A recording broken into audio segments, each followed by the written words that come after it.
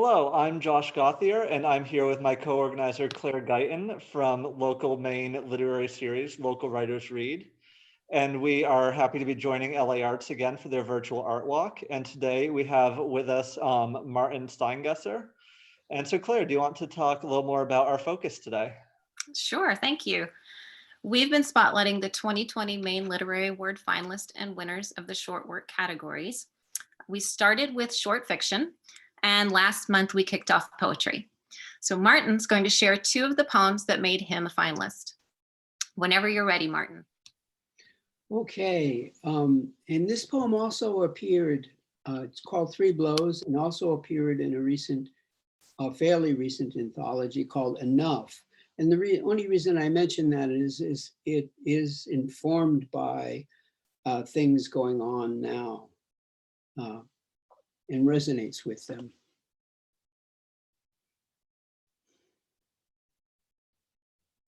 Summer, but you wouldn't know it from the sunless blue light, cool wind wafting among trees around me, despite a garden so full, lush and green, every bush and tree a cloud of leaves.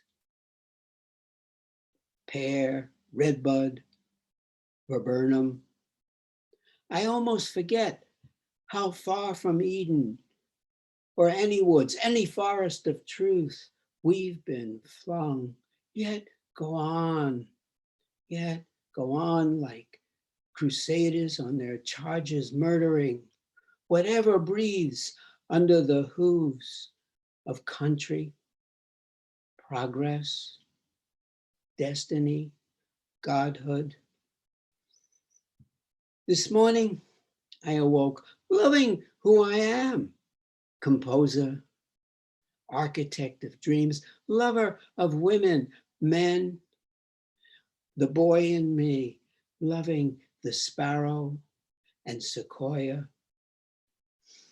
grasshopper and grizzly, minnow and orca, and abruptly human, no longer able to dodge. I am human, Homo sapiens, hunter, marauder, murderer of us all. Too many contradictions waking into this dimmed light, into the winter of our soul, winter dimmed heart, viral growth of virtual life. Imagine the Mustang, Impala as automobiles, the Apple, a computer, our Midas, King economics, non-biodegradable homes, offices, playgrounds, the corporate corruption of profit. Profit. This morning, branches of the pear tree are tipping with the weight of small green bells. The garden like being in an irrefutable leaf-lined heart, our irrefutable dying into irrefutable life. Ah, did I say hello? It's nice to be here with you with these two poems of mine. They're like my children craving to get out into the world. And this is a nice opportunity. Thank you, Claire and Josh, for the opportunity. This next poem is called Tremolo. Stand still. Wait. Forget perfect knowing. Watch for the slow lift and fall of branches, a tremolo in pine needles. How limbs sign inviting air, wind for voice. I don't expect you to believe this elder conifer, alongside a 2-lane blacktop, rush after rush of cars speeding past, would speak. Sorry, I hear myself, softer than a whisper, address the tree. I do that, meaning how I drive by or walk forest paths without a thought or word for them. And it comes to me, for all our engines and speed, I too am rooted here in an inborn longing to flower, not unlike a cloud of dogwood or apple blossoms. Walking out into new fields through lush, high grass, scattering a flash of blackbirds. Suddenly, there is wind. The cicadas lift their bows. There is a low moan as from a cello, a clear, wild cry beyond the woods. Whose hands, what fingers traveling the keys, skipping lightly from slender branch to branch. What breath among the leaves,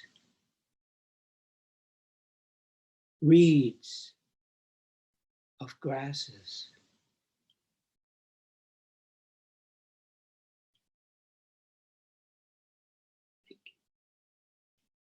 If you stayed to listen. Martin, thank you. Those were beautiful. If you don't mind, real briefly, can you tell us a little bit about what inspired Tremolo? Yeah, a poem that had, it wasn't like a direct influence, but a poem that had a lot to do with encouraging my confidence in being able to be present and hear something from the trees, because it was actually the tree that inspired, spending the time under the tree that inspired it, and staying there and being quiet as it asks in the beginning. But the poem that did help me a lot, and you can even hear the first word of my poem is the first word of the other poem, which is called Lost by David Wagner. And I can share it with you. It goes like this. And it's called Lost. And you can find it in his book, by the way, which is called Traveling Light. Stand still. The trees ahead and bushes beside you are not lost. Wherever you are is called here, and you must treat it as a powerful stranger, must ask permission to know it and be known. The forest breathes. Listen, it answers. I have made this place around you. If you leave it, you may come back again, saying, here. No two trees are the same to raven. No two branches are the same to wren. If what a tree or a bush does is lost on you, you are surely lost. Stand still. The forest knows where you are. You must let it find you. So that poem helped me a lot. Thank you so much. That's absolutely wonderful. We always ask our writers to recommend someone else, but I think you've got that covered. And not only did you tell us about another poet. You did such a lovely job of reciting the work, so we really appreciate that. Thank you so much. For the listeners, again, the name of that poet was David Wagoner. Thank you again for being with us, Martin, for sharing your beautiful work. We just couldn't be happier. Josh, you want to take us home? Yes, yeah, no, Martin, thank you. And thank you to everyone who tuned in and to LA Arts for giving us this opportunity. Check out Martin's work and check out the other creators being spotlighted this weekend. And we'll see you next time. Thanks for listening. Thanks.